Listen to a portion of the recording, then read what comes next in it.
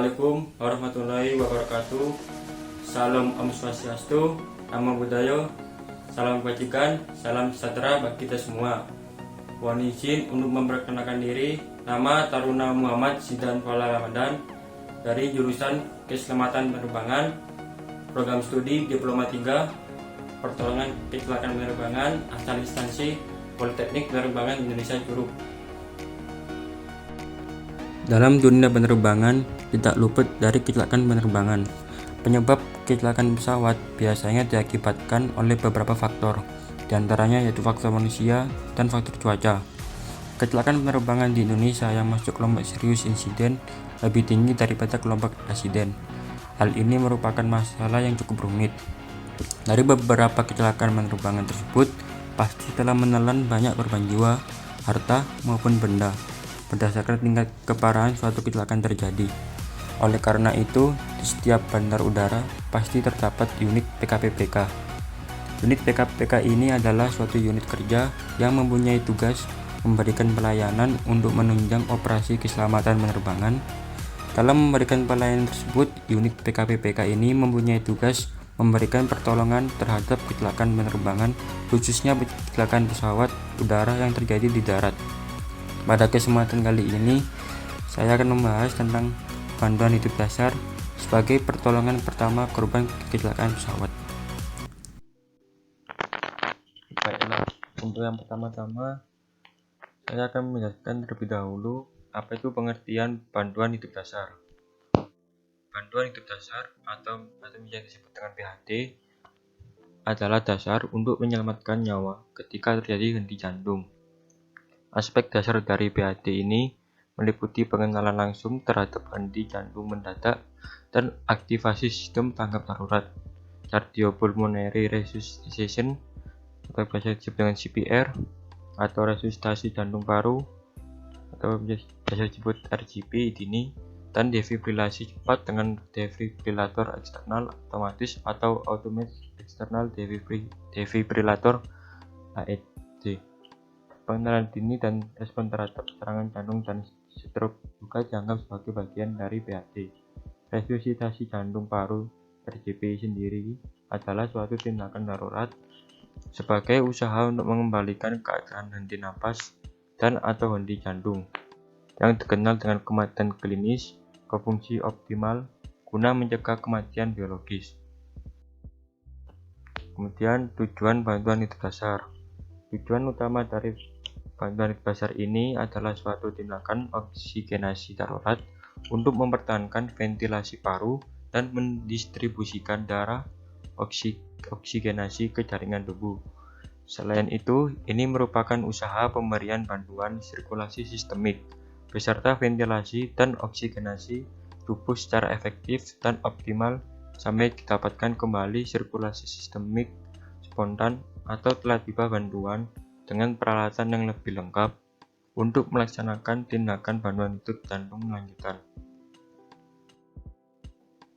Kemudian, langkah-langkah melakukan bantuan hidup dasar. Pada saat tiba di tempat kejadian, kenali dan pelajari segala situasi dan potensi bahaya yang ada. Sebelum melakukan pertolongan, pastikan keadaan aman bagi si penolong. Yang pertama yaitu amankan keadaan. Perhatikan dahulu segala yang berpotensi menimbulkan bahaya sebelum menolong pasien, seperti lalu lintas kendaraan, jalur listrik, asap, cuaca ekstrim, atau emosi dari orang di sekitar lokasi kejadian. Lalu menggunakan alat perlindungan diri APD yang sesuai. Yang kedua, evaluasi ancaman bahaya. Bila tidak ada ancaman bahaya, jangan memindahkan korban, misalnya api atau gas beracun. Jika penolong harus memindahkan korban, maka harus dilakukan secepat mungkin dan seaman mungkin dengan sumber daya yang tersedia.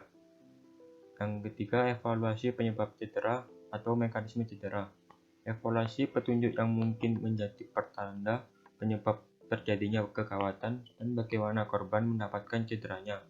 Misalnya terjatuh dari tangga, tabrakan antar kendaraan, atau adanya tumpahan obat dari botolnya. Yang keempat, jumlah korban. Evaluasi pula keadaan sekitar bila mana terdapat korban lain. Jangan sekali-kali berpikir hanya ada satu korban. Oleh sebab itu, sangat penting untuk segera mengamati keadaan sekitar kejadian. Yang kelima, meminta pertolongan. Minta bantuan ke orang sekitar tempat kejadian. Hal ini sangat penting karena akan sangat sulit menolong pasien seorang diri. Apabila ada lebih dari satu penolong, maka akan lebih efektif menangani korban, seperti pengaktifan EMS dan mengamankan lokasi. Yang keenam, evaluasi kesan awal Anda. Evaluasi gejala dan tanda yang mengindikasikan kedaruratan yang mengancam nyawa korban, seperti adanya sumbatan jalan nafas, perdarahan, dan sebagainya. Konsep dasar gawat darurat. Pengertiannya, gawat artinya mengancam nyawa, sedangkan darurat adalah perlu mendapatkan penanganan atau tindakan dengan segera untuk menghilangkan ancaman nyawa korban. Kondisi korban awalnya sebagai penumpang pesawat udara sebelum mengalami kecelakaan sebagai berikut. Yang pertama, baik fisik maupun psikis pada umumnya sehat walaupun ada kemungkinan di antara penumpang memiliki riwayat kesehatan yang kurang baik. Yang kedua, pada saat naik pesawat udara relatif sehat dan tidak terbayangkan pesawat udara yang ditumpangi akan mengalami kecelakaan. Yang ketiga, dari segi psikis, para penumpang pada umumnya dalam kegembiraan ketika akan berangkat naik pesawat udara. Tingkat kesadaran korban. Berikut ini digunakan secara bertahap untuk menilai tingkat kesadaran si korban. Yang pertama ada A atau alert atau awas. Kondisi ini di mana korban sadar meskipun mungkin masih dalam keadaan bingung terhadap apa yang terjadi. Yang kedua, V, verbal atau suara. Kondisi di mana korban merespon terhadap rangsang suara yang diberikan. Oleh karena itu, si penolong harus memberikan rangsang suara yang nyaring ketika melakukan penilaian pada tahap ini. Yang ketiga, pain atau nyeri. Kondisi di mana korban merespon terhadap rangsang nyeri yang diberikan oleh penolong. Rangsang nyeri ini dapat diberikan melalui penekanan dengan keras di pangkal kuku atau penekanan dengan menggunakan sendi jari tangan yang dikepalkan pada tulang sternum atau tulang dada. Namun, pastikan bahwa tidak ada tanda cedera di daerah tersebut sebelum melakukannya. Yang keempat, U responsif atau tidak respon. Kondisi ini di mana korban tidak merespon semua tahapan yang ada di atas. Kemudian airway breathing circulation, jalan nafas pernapasan sirkulasi. Pada korban yang tidak sadarkan diri dengan mulut yang menutup, terdapat metode untuk membuka jalan nafas, yaitu head flip atau chin lift teknik tekan dahi atau angkat dagu. Dengan menekan dahi sambil menarik dagu hingga melewati posisi netral, tetapi jangan sampai menyebabkan hiperekstensi leher dan jaw thrust manuver. Manuver dorongan rahang yang dilakukan bila dicurigai terjadi cedera pada kepala, leher, atau tulang belakang pada korban, lalu membuka mulut korban. Metode ini biasa dikenal dengan triple airway maneuver. Nah, ini contoh gambar dari metode triple airway maneuver. Kemudian, langkah-langkah melakukan RJP. Yang pertama, letakkan korban pada permukaan datar dan keras untuk memastikan bahwa korban mendapat penekanan yang adekuat. Yang kedua, pastikan bagian dari korban terbuka untuk meyakinkan penempatan tangan yang benar dan untuk melihat recoil dada. Yang ketiga, letakkan tangan di tengah dada korban. Tumpukan salah satu pangkal tangan pada daerah separuh bawah tulang dada dan tangan yang lain di atas tangan yang berduri tersebut. Yang keempat, lengan harus lurus 90 derajat terhadap dada korban dengan bahu penolong sebagai tumpuan atas. Yang kelima, tekan dada dengan kecepatan 100-120 kali per menit dengan kedalaman minimal 5 cm, tetapi tidak boleh lebih dari 6 cm. Selama melakukan penekanan, pastikan bahwa dinding dada diberikan kesempatan untuk mengembang kembali ke bentuknya semula atau recoil penuh. Kemudian berikan 2 kali bantuan napas dan selesai melakukan 30 kali penekanan dada dengan durasi selama 1 detik untuk tiap pemberian napas. Pastikan dada mengembang untuk tiap pemberian bantuan napas. Yang terakhir, untuk penolong yang tidak terlatih dalam melakukan RJP, disarankan untuk melakukan penekanan dada saja secara terus-menerus. Nah, inilah adalah gambar atau teknik cara melakukan teknik resusitasi jantung paru atau biasa disebut dengan RJP. Kemudian konsep dari 3K pada kecelakaan pesawat udara. Memberi pertolongan awal terhadap korban minimal melaksanakan tugas sebagaimana yang diartikan dalam konsep dasar gawat darurat, dan juga harus mempelajari pengetahuan tentang pertolongan pertama pada kecelakaan pesawat udara.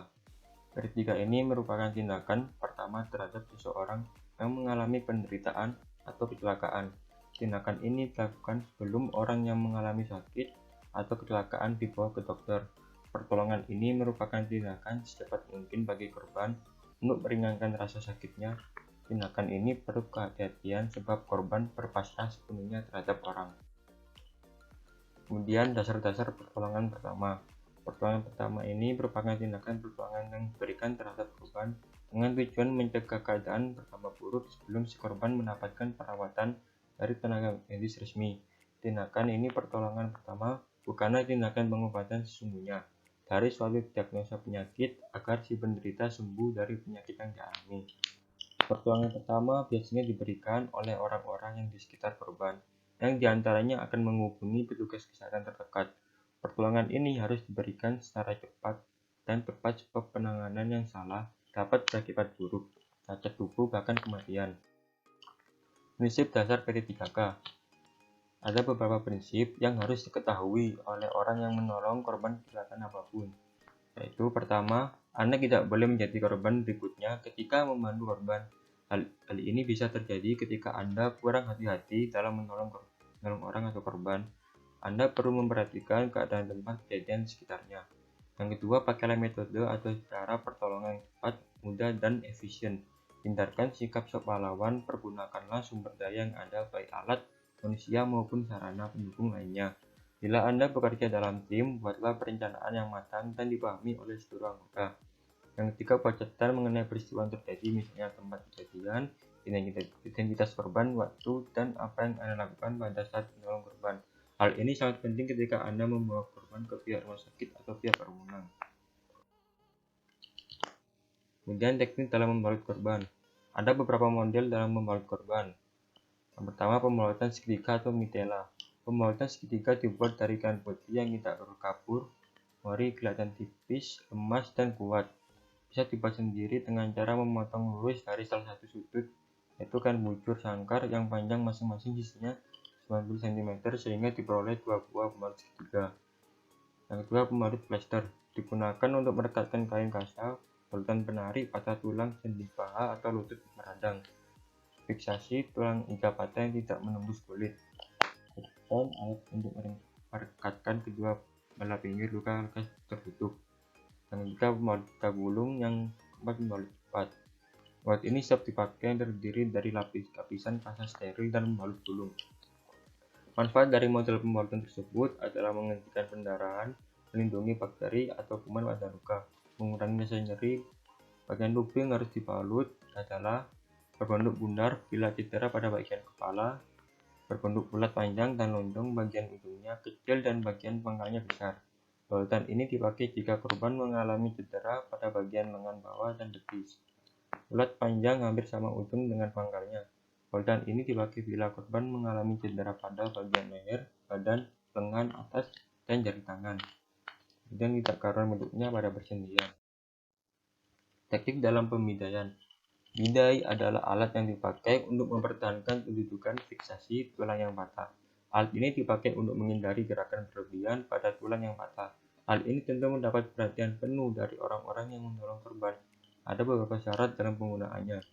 Bidai harus melebihi 2 persendian yang patah. Bidai harus terbuat dari bahan yang kuat, kaku, dan pipih. Kemudian supaya bidai itu empuk maka harus dibungkus. Kemudian ikatan tidak boleh terlalu kencang dengan merusak jaringan tubuh, namun tidak boleh terlalu longgar. Alat-alat bidai tersebut yaitu papan bambu dahan, kemudian anggota ban sendiri, karton majalah dan kain, dan bantal guling selimut. Sekian dari penjelasan video saya. Mohon maaf bila ada kesalahan pengucapan atau salah kata. Wassalamualaikum warahmatullahi wabarakatuh.